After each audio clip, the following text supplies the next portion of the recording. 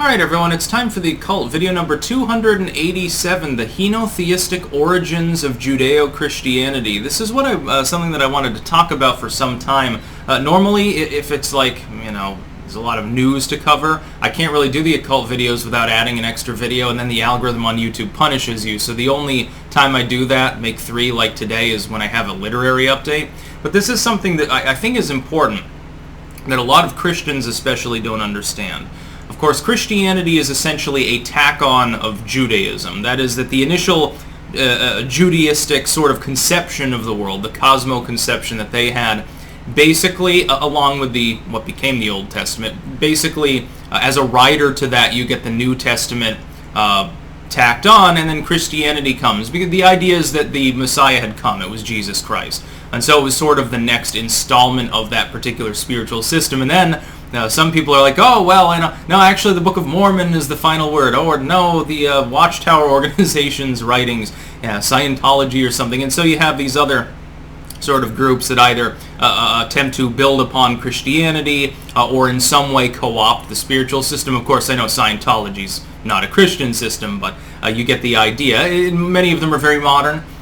Some of them deal with UFOs and stuff. But anyway, most Christians don't realize that in the early period of Judaism, the concept of a monotheism, like there's a God, he created everything, that's basically every other spiritual force just kind of comes from that deity, that was absent, actually, initially, for the first period of Judaism. Judaism actually was henotheistic, and what that means is that they had their tribal Baal. Literally, that term, Baal, is like a tribal deity, a daimon for that particular tribe. Daimon in the Greek sense, not in the demon sense of postmodernism. And the idea of henotheism is that you'd have your tribal entity, or entities, your pantheon, whatever. You'd worship it or them in a certain ritualistic format. Of course, anything outside of that was considered atheos. It was considered atheism, essentially. Not godlessness specifically, but improper worship. Foreign gods. I believe, wasn't it Socrates, I believe, when he was condemned, specifically was under that charge, bringing bizarre forms of foreign worship, improper spirituality actually in, and of course that was considered particularly heretical and bad because it's an affront to the gods. But the Jews, they had their Yahweh and Asherah for a while. His Yahweh's wife and various other deities. Technically, it was a polytheism as well initially, in some forms. But they believed in the other deities of other tribes. They just said, we don't worship them. We only have our particular God. Ours is better than yours. Ours is more positive than yours. And ours has told us that we're the chosen people. The concept of the chosen people thing actually comes from that basic backdrop. It comes from the backdrop of our God is simply better than yours, and it specifically talks only to Jews. Well, they thought the same thing, of course, but then this particular tribe happened to win some wars until the Romans destroyed them, by and large, and until their temple was burned to the ground and taken apart stone by stone. But before being laid waste to, had dominated this small region within the Levant. It's now known as variously Israel, Palestine, parts of Jordan, variably southern Syria, occasionally chunks of the Sinai. It's very amorphous, tended to move around over time some. And then there are various captivities. And keeping in mind, initially the Jews didn't even have a written religious system. The idea of what Christians know as the Old Testament didn't exist. By the way, the Bible's not a book. It's a collection of books written throughout the span of thousands of years by dozens of different authors. The books that you include in the canon differs from church to church. That's another totally separate issue with the Apocrypha and so forth. By the way, the Book of Tobit, if you want to learn a bit about henotheistic demonology, certainly that's something to read. I've edited a version. It's actually a very, very good read. And by the way, this video is not meant to insult. It's just meant to inform. I'm not trying to say, well, the Christians aren't monotheists. It's not really the point. The point is that initially, the Jews had an oral tradition. They recognized all of these various deities, or demons, as you would literally term them. They simply only worshipped one because that particular demon had told them don't worship any of the others. This inevitably over time tended to form a monotheism. And what happens, and this happened in various pagan paths as well, not just with Judeo-Christianity. What happened is that over time, the other deities were relegated to secondary status. So initially you have your tribal deity. This tribal deity is a creator, understood to have created specifically that region and that people, by the way, which it sort of fixes for the Adam and Eve story. If you assume henotheism, well, their offspring weren't actually having to screw their mother to create more humans. There were other humans. It's just that Eden in that general region was created by this specific tribal deity. This was their particular land.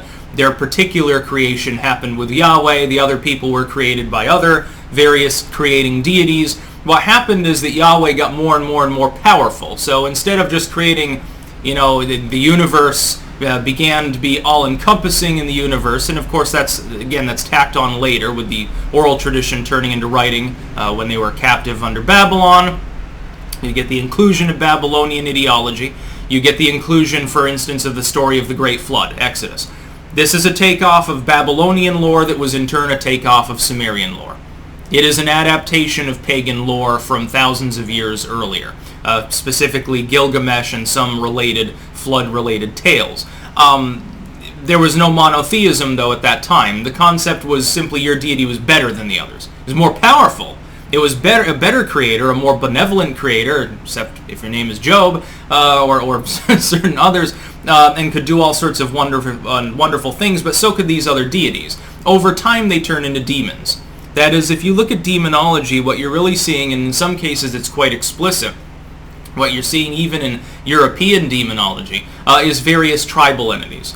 So Baal becomes Beelzebub. That's sort of a personification, more of an idea. A lot of these initial Greek terms and certain Latin terms get transmogrified. Their meaning changes. It's linguistic propaganda for the antiquated period.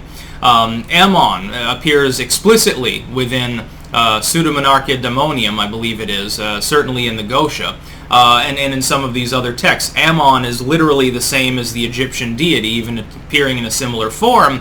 It's just now it's a demon. It's no longer a god. So the henotheistic concept was, we've got Yahweh and you've got, Beelzebub or some other demon or deity. But over time their power levels are adapted. The idea is, no, we've got the only God. Now we're monarchists. We're monotheists now. We've got the only God. What you've got is really an evil demon pretending, because Satan fell from the sky and now he's in a cave somewhere and he sends these deities out to fool you. What you should be doing is worshiping Yahweh. And initially there was no attempt at this sort of thing. Initially, unless a group was completely subsumed and slowly became Jewish through matrilineage, generally speaking, they weren't even meant to worship this particular deity. They were the Goyim. They were supposed to do other things. What Christianity did is it Romanized it. And Rome, of course, being very legalistic and imperialistic, created an elaborate series of rituals and attempted to spread by fire and sword, usually this particular religion, because they were trying to spread Roman political influence, and this was literally why Rome converted. Constantine saw a good thing when he saw it, and he's like, well, I can make this work. I can deal with these 1,000 fucking cults that constantly fight each other, and they're constantly vying, or I can go with this one, and it's teaching people to obey me and stuff, so that sounds pretty good. I question whether Constantine actually looked up and saw a cross in the sky and heard a voice saying, "In my name conquer." I don't think that actually happened. I think that was basically a retroactive cleansing of the story of how he won a battle in order to enforce Roman political domination. But beyond that, initially it was all henotheism. It had nothing to do with belief in one single God. Even the concept that it's heretical to believe in other gods in and of itself is anti-biblical if you're using the Older Testament sort of standard. Clearly in there are other beings that are of a divine or semi-divine character. And over time, keep in mind, that's their diminutive form after 1,000 years of slowly shoving them to the side to be kind of quasi-monotheistic. That's not even technically heretical until you get to the New Testament. And it's like, well, don't put any, but literally in the Bible, what does it say? Don't put any other gods before me. It doesn't say don't believe in other gods. It's because it was henotheistic. That's about all. Peace out.